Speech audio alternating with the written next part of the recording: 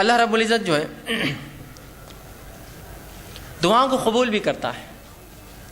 ایک غلط فہمی یہ بھی ہوتی ہے لوگوں کو کہ یار میں نے اتنی دعا کی، ہم لوگ اتنی دعائیں کر رہے ہیں لیکن میری دعا قبول نہیں ہوتی۔ میں نے فلاں مسئلے کے لیے دعا کی، وہ چیز مجھے نہیں ملی، میں نے فلاں کام کے لیے دعا کی، وہ چیز کام نہیں ہوا، میں نے فلاں مسئلے کو فلاں کیا، آج تک وہ چیز نہیں ہوئی۔ یہ کیسی عجیب بات ہے کہ میں دعا تو کر رہا ہوں لیکن وہ چیز قبول نہیں ہوتی ہے، وہ چیز میری پوری نہیں ہوتی ہے، یا وہ کام میرا نہیں ہوتا ہے، پھر کیا فائدہ دعائیں کر کے؟ اور جب دعاؤں کا صحیح تصور اور دعا کیا ہے، ہم نے کیا سمجھا؟ دعا مصیبت کی ایک چیز ہے استعمال کی، اب مصیبت حل نہیں ہوئی تو پھر دعا کر کے فائدہ کیا ہے؟ ہم نے دعاؤں کو یہ سمجھا کہ مصیبت کی گھڑیوں میں اللہ کو پکارنا یہ دعا ہے۔ اب اگر مصیبت میں نے پکارا اور وہ دعا کا جواب نہ آیا، جو مجھے نہ سمجھا، تو پھر فائدہ کیا ہے دعا کر کے جس کا جواب نہیں آتا، جو قبول نہیں ہوتی؟ اور پھر یہ سوچ کر انسان یا تو دعائیں کرنا چھوڑ دیتا ہے۔ دعائیں کرنا چھوڑنا تو پھر ٹھیک ہے، لیکن اللہ رب العزت سے جو بدظنی وہ شروع کرتا ہے، یار دعائیں قبول نہیں کرتا اللہ ہماری، فائدہ کیا کر کے؟ بدظنی مطلب اللہ سے بدظن ہو جاتا ہے اور یہ کہنا شروع کر دیتا ہے کہ دعائیں میری قبول نہیں ہوتی ہے یار، یا دعا کر کے فائدہ نہیں میری قبول نہیں ہوتی۔ یہ بہت خطرناک چیز ہے، یاد رکھیے۔ پہلے غلط فہمی کہ دعا مصیبت کی ایک چیز ہے، اس کے بعد اگر مصیبت دعا ہوئی دوسری چیز کی، پھر انسان یا تو دعائیں کم کر دیتا ہے یا تو دعا کرنا چھوڑ دیتا ہے۔ یہ کم اور چھوڑنا تو ٹھیک ہے، اللہ سے شکایتیں شروع کر دیتا ہے، کیسا اللہ میری دعا قبول نہیں کیا فائدہ یار دعا کر کے، اپنی قبول نہیں ہوتی تو کر کے کیا فائدہ؟ یہ سب سے خطرناک مرحلہ، یاد رکھیے۔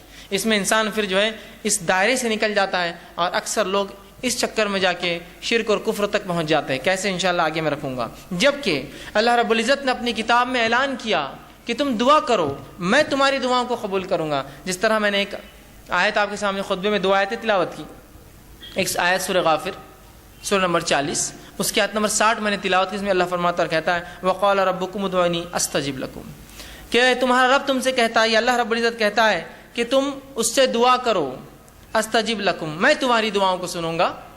کون کہہ رہا ہے یہ؟ اللہ کہہ رہا ہے تم دعائیں کرو اے مسلمانوں، میں تمہاری دعاؤں کو سنوں گا۔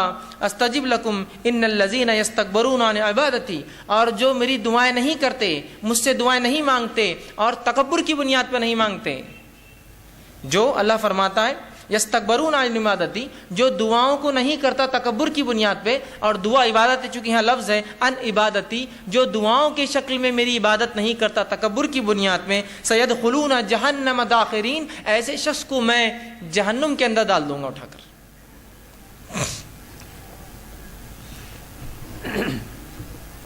سمجھ رہے ہیں بات کو؟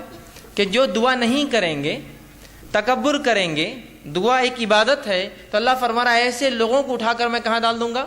سیدخلون جہنم داخرین، ایسے لوگوں کو میں جہنم میں ڈال دوں گا۔ تو وہ اللہ دعا سنتا ہے، نہ کرنے والوں کو جہنم میں ڈالیں گا، تو کرنے والوں کی پھر ضروری اس کے لیے لازم ہے کہ وہ جواب دے، پھر اس کے نفس پہ لازم ہے، جب وہ کہہ رہا ہے مجھ سے کرو، نہ کرو گے تو جہنم میں ڈالوں گا، تو گویا تم کرو میں قبول کروں گا، یہ اس کا معنی ہے۔ دوسری آیت جو میں نے تلاوت کی سورہ بقرہ سورہ نمبر 2 آیت میں 186 اس میں اللہ نے فرمایا وَإِذَا سَأَلَكَ عِبَادِي عَنِّي فَإِنِّي قَرِيبٌ، کہ میرے بندے اے نبی تم سے سوال کرتے ہیں صلی اللہ علیہ وسلم، کہ میرے بندے سوال کرتے سَأَلَكَ عِبَادِي عَنِّي، میرے بارے میں، فَإِنِّي قَرِيب۔ اگر قرآن کا آپ اگر طرز دیکھیں، قرآن کا جواب دینے کا اگر انداز اور اسلوب دیکھیں، قرآن میں جب بھی رسول اکرم صلی اللہ علیہ وسلم سے سوال ہوا تو اللہ نے فرمایا وہ تم سے پوچھتے ہیں فلاں، کہہ دو قل، وہ تم سے پوچھتے ہیں چاند کے بارے میں، کہہ دو قل کے لفظ آتے ہیں۔ سبحان اللہ، اس آیت پہ غور کیجیے، اللہ نے فرمایا وَإِذَا سَأَلَكَ عِبَادِي، میرے بندے میرے بارے میں پوچھتے فَإِنِّي قَرِيب، کہہ دو بھی نہیں کہا، رسول کو نکال دیا بیچ میں سے، فَإِنِّي قَرِيب، کہہ دو ان سے کہ میں قریب ہوں، نہیں کہا فَإِنِّي قَرِيب، میں قریب ہوں ان سے۔ مطلب گویا جملے اور الفاظ کے اعتبار سے اس کے اندر قالا کا لفظ بھی نہیں آیا کہ نبی تم کہہ دو قل ان سے، یا قال یہ تم ان سے کہہ دو کہ میں قریب ہوں۔ رسول اکرم صلی اللہ علیہ وسلم کو بھی وہاں سے نکال کر انی قریب سیدھا جواب دیا گیا۔ حالانکہ سورہ بقرہ اٹھائیے، سوالات کا ایک سلسلہ ہے سورہ بقرہ میں، ہر سوال کے بعد آتا ہے کہ آپ سے سوال کرتے قل ان سے جواب کہہ دو، قل ان سے کہہ دو، قل ان سے کہہ دو، کہ اس کا معنی یہ ہے۔ یہاں جب سوال ہوا کہ میرے بندے پوچھتے میرے بارے میں، تو رسول اللہ علیہ وسلم کو قل بھی نہیں کہا، نکال دیا فانی قریب، سیدھا اتنا قریب ہوں کہ مجھے یہ بھی کہنے کی ضرورت نہیں ہے نبی آپ کہہ دو میں قریب ہوں۔ تو کہا وَإِذَا سَأَلَكَ عِبَادِي عَنِّي فَإِنِّي قَرِيب، جب میرے بندے پوچھتے ہیں میرے بارے میں نبی آپ سے، کہہ دو کہ میں ان سے قریب ہوں۔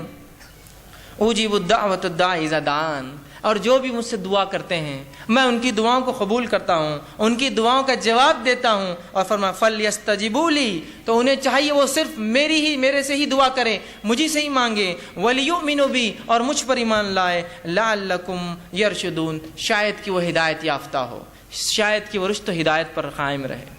تو یہاں اللہ رب العزت نے اس کی وضاحت کر دی کہ اے لوگو تم پوچھتے ہو میرے بارے میں قریب ہوں، تمہاری دعاؤں کو سنتا ہوں، لہٰذا تم صرف مجھ ہی سے دعا کرنا تاکہ تم جو ہے رشد و ہدایت پر رہو۔ ولیؤمنوا، ایمان بہرحال شرط ہے ہر چیز کے لیے، تو میں ایمان والوں کی دعائیں قبول کرتا ہوں، اور آگے فرمایا جو ہے تاکہ تم رشد و ہدایت پر قائم رہو۔ تو یہاں اس آیت نے وضاحت کر دی۔ اسی طرح رسول اللہ صلی اللہ علیہ وسلم نے فرمایا اور کہا، جامع ترمذی کی روایت آپ نے فرمایا، ان الدعاء هو العبادہ، دعا عبادت ہے، عبادت ہے دعا، یاد رکھیں۔ اسی طرح فرمایا جامع ترمذی کی یہ بھی روایت ہے، الدعاء مخ العبادہ، دعا عبادت کا مغز ہے، یہ عبادت کا مغز ہے۔ نماز دعا، حج دعا، یہ مغز ہے، دیکھیے ہر کسی چیز کے بعد دعا ہے نا، حج کے ارکان کر رہے دعا کر رہے، اس میں مغز ہے نا اس کا، تو دعا عبادت کا مغز ہے، یہ اتنی اہم چیز ہے، اس کو امت جو ہے غور کرے اور اس چیز کو سمجھے۔ اسی طرح